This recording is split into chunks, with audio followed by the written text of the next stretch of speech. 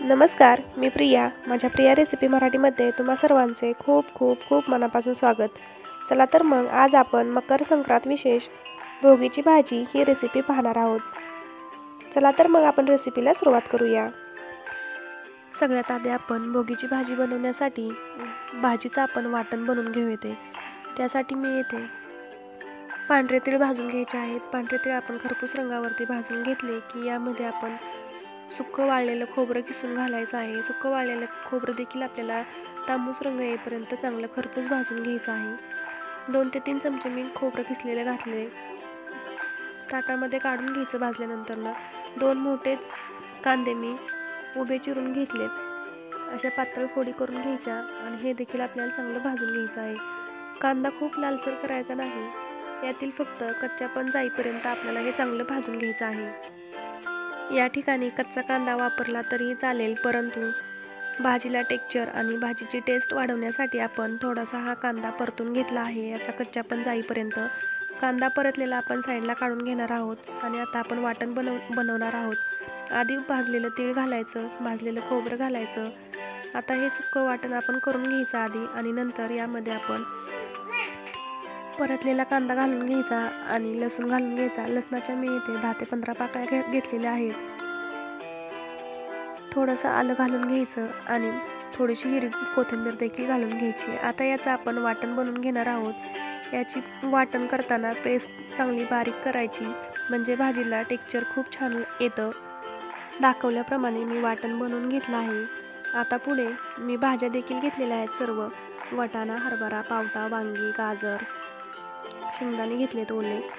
आता गॅसवरती कढई गरम करून घेतली. त्यामध्ये तेल घालून घ्यायचं. तेल थोडंसं गरम झालं की यामध्ये आपण मोहरी घालून घ्यायची. मोहरी चांगली तडतडू द्यायची. मोहरी चांगली तडतडली नाही तर कडवटपणा लागतो, त्याच्यामुळे मोहरी चांगली फुलू द्यायची, चांगली तडतडू द्यायची. मोहरी चांगली तडतडली की यामध्ये थोडंसं जिरं घालायचं. जिरं चांगलं फुलू द्यायचं. जिरं चांगलं तडतडलं की यामध्ये आपण बारीक चिरलेला कांदा घालून घेणार आहोत. येथे मी 1 कांदा घेतलेला आहे. 2 कांद्यांचं वाटण बनवले आणि हा 3रा कांदा मी बारीक चिरून घेतलेला आहे. आता हा कांदा आपल्याला चांगला तळसून घ्यायचा आहे. कांदा तळसला की यामध्ये आपण जे वाटण तयार केलं होतं ते वाटण घालून घ्यायचं. तुम्ही पाहू शकता वाटण किती बारीक छान वाटलं गेलेलं आहे. थोडंसं पाणी घालायचं. खूप जास्तही पाणी घालायचं नाही वाटण करताना, नाहीतर खूप जास्त वेळ लागतो वाटण परतायला परंतु थोडासा वेळ जातो, पण खूप छान असं स्मूथ असं चांगलं वाटण तयार करून घ्यायचं. आता आपण हे चांगलं मिक्स करून घेणार आहोत आणि याला चांगलं तेल सुटेपर्यंत आपण हे भाजून घेणार आहोत. भाजीची टेस्ट ही भाजीच्या मसाल्यावरतीच असते, त्याच्यामुळे मसाला आपण चांगला परतून घ्यायचा. वाटण चांगलं परतलं की यामध्ये आता आपण मसाले सुके घालून घेणार आहोत. सुक्या मसाल्यांमध्ये मी सुरुवातीला येते मी 1 मोठा चमचा कांदा लसूण मसाला वापरला आहे. कांदा लसूण मसाला मी हा खूप मोठा चमचा वापरला आहे. अर्धा चमचा काश्मीरी लाल मिरच पावडर वापरलेली आहे. मी ही भाजी चमचमीत बनवली आहे, त्याच्यामुळे मसाल्यांचं प्रमाण जरा जास्त आहे. तुम्हाला हवं असल्यास तुम्ही प्रमाण कमी वापरलं तरीही चालेल.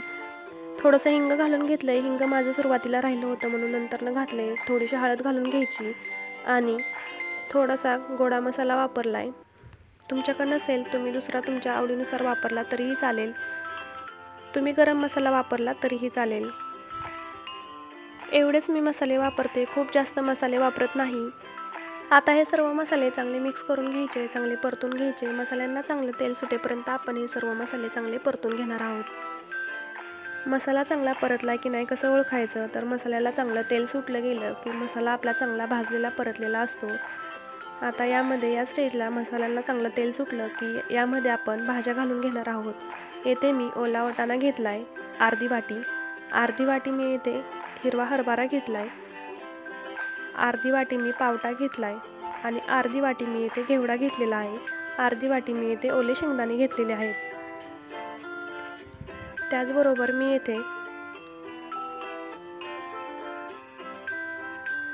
गाजराचे उभे काप करून घेतलेत. थोडेसे वांग्याचे काप करून घेतलेले आहेत आणि थोडीशी वालपापडी घातलेली आहे. तुम्ही तुमच्या आवडीप्रमाणे भाजी घालू शकता यामध्ये. आता ह्या सर्व भाज्या आपण चांगल्या मिक्स करून घेणार आहोत. भाज्यांना चांगलं मसाल्याचं कोटिंग होईल एवढं आपण भाज्या चांगल्या परतून घेणार आहोत. भाज्या परतत असताना गॅसची फ्लेम मध्यम आचेवरतीच ठेवायचे आणि आपण हे मध्यम आचेवरतीच चांगले तेल सुटेपर्यंत हे देखील चांगलं परतून घेणार आहोत. भाज्या चांगल्या वाफवून निघतात, चांगला भाज्याचा मसाला देखील चांगला परतून होतो. त्याच्यामुळे कमी गॅसवरतीच आपण हे सर्व चांगलं मिक्स करून घ्यायचं आणि परतत राहायचं.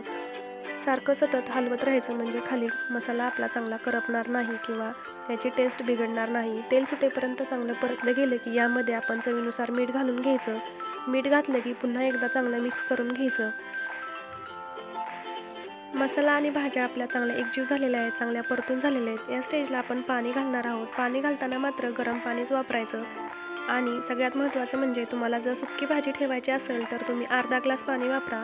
येथे मी 1 ग्लास पाणी वापरलेलं आहे. मला थोडीशी भाजी रस्सा भाजी टाईप बनवायची आहे, त्याच्यामुळे मी 1 ग्लास पाणी वापरलेलं आहे. तुम्हाला नसेल सुक्की बनवायची असेल तुम्ही अर्धा ग्लास वापरला तरी देखील चालेल.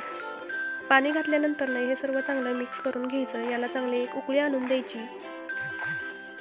भाजीला चांगली उकळी आली की यावरती आपण झाकण ठेवून द्यायचं आणि 10 मिनिट हे भाजी आपल्याला शिजून घ्यायची आहे. झाकण ठेवल्यानंतर देखील आपण गॅसची फ्लेम मध्यम आचेवरतीच आपण 10 मिनिट याला आपण शिजून घेतलं आहे. तुम्ही पाहू शकता भाजी खूप छान शिजली गेली आहे. मगाशी सांगितल्याप्रमाणे मला रस्सा भाजी पाहिजे होती म्हणून मी जास्त पाणी घातलं होतं 1 ग्लास. तुम्हाला घट्ट भाजी हवी असेल, सुक्की भाजी हवी असेल तर तुम्ही अर्धा ग्लास पाणी ओतलं तरी चालेल. आता तुम्ही पाहू शकता ही भाजी खूप जास्त पातळी नाही आणि खूप जास्त अशी घट्टही नाही. खूप छान अशी रसरशीत ही भाजी बनवून तयार झालेली आहे. माझी आजची रेसिपी तुम्हाला ही कशी वाटली कमेंट करून मला नक्की सांगा. मी बनवली अशी भाजी तुम्ही नक्की बनवून पहा, तुम्हाला नक्की आवडेल. तुम्हाला जर माझा आजचा व्हिडिओ आवडला असेल तर लाईक करा, शेअर करा आणि सगळ्यात महत्त्वाचं म्हणजे सबस्क्राईब करायला विसरू नका. धन्यवाद.